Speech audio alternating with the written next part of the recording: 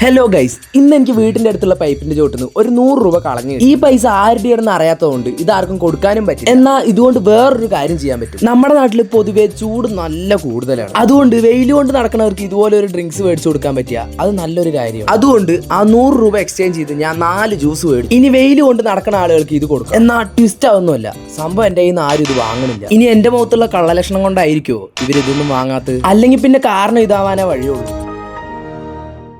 പക്ഷെ അധികം വൈകാണ്ട് ഒരു ചേച്ചിക്ക് നമുക്കിത് കൊടുക്കാൻ പറ്റി. അതിനുശേഷം 2 വീലറിൽ എവിടേക്കോ പോവാൻ നിൽക്കുന്ന ഒരു ചേച്ചിനെ കണ്ടു. ഇനി ഈ ചേച്ചി വെയിലുകൊണ്ട് യാത്ര ചെയ്യേണ്ടത്, അതുകൊണ്ട് ചേച്ചി ഇത് വെച്ചോ, സ്നേഹം മാത്രം. പിന്നെ കണ്ടത് ഈ ഉണ്ണീനെയാണ്. അവ എവിടേക്കോ ധൃതി പിടിച്ച് നടന്നു പോയിരുന്നു. അവനും തടഞ്ഞു നിർത്തി, ചൂടല്ലേ നീ ഈ ജ്യൂസ് കുടിച്ചോ എന്ന് പറഞ്ഞിട്ട് അവനും കൊടുത്തു വരണം. പിന്നെയാണ് ഞാൻ ഇവർ 3 പേരിനെ കണ്ടത്. പക്ഷെ എന്റെ കയ്യിൽ ഒരു ജ്യൂസേ ഉള്ളൂ. നിങ്ങൾ 3 ആളും കൂടി ഇത് ഷെയർ ആക്കുകയോ ചോദിച്ചപ്പോൾ അവർക്ക് ഓക്കെയാണ്. എന്നാൽ ചൂട് നല്ല കൂടുതലാണ്, അതുകൊണ്ട് ആ ഒരു ജ്യൂസ് കൊണ്ട് ഒന്നും ആവില്ല. അങ്ങനെ ബാക്കി 2 പേർക്കും കൂടി ജ്യൂസ് മേടിച്ചു കൊടുക്കാൻ നമ്മൾ നേരത്തെ ജ്യൂസ് മേടിച്ച ഷോപ്പിലേക്ക് വീണ്ടും വന്നു. പിന്നെ ജ്യൂസ് വരുന്ന ഗ്യാപ്പിൽ എന്റെ ഇൻസ്റ്റാഗ്രാം അക്കൗണ്ട് കാണിച്ചു കൊടുക്കുകയാണ് ഞാൻ. അങ്ങനെ ബാക്കി 2 പേർക്കും കൂടി നമ്മൾ ആ ജ്യൂസ് മേടിച്ചു കൊടുത്തു.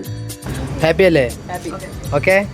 അങ്ങനെ പരിപാടികളൊക്കെ കഴിഞ്ഞ് തിരിച്ചു വരുന്ന വഴിക്ക് പമ്പിലൊന്ന് കയറി. കൂട്ടുകാരൻ പെട്രോൾ അടിക്കുന്ന ഗ്യാപ്പിൽ ഞാൻ കുറച്ച് വെള്ളം കുടിക്കാൻ പോയി. പമ്പിൽ ചേച്ചി വെള്ളം ഇരിക്കുന്ന സ്ഥലം കാണിച്ചു. അങ്ങനെ വെള്ളം എടുത്ത് ഒരു ഗ്ലാസ് കുടിച്ചപ്പോഴാണ് ആ കാര്യം ഞാൻ ഓർത്തത്. എന്റെ ദാഹം ശമിച്ചപ്പോൾ എനിക്ക് കിട്ടിയ ആ ഒരു ആശ്വാസം ഇന്ന് ഞാൻ കാരണം കുറച്ച് ആളുകൾക്ക് കിട്ടി. അതിൽ ഞാൻ ഹാപ്പിയാണ്. അപ്പൊ എല്ലാവർക്കും ബൈ ബൈ.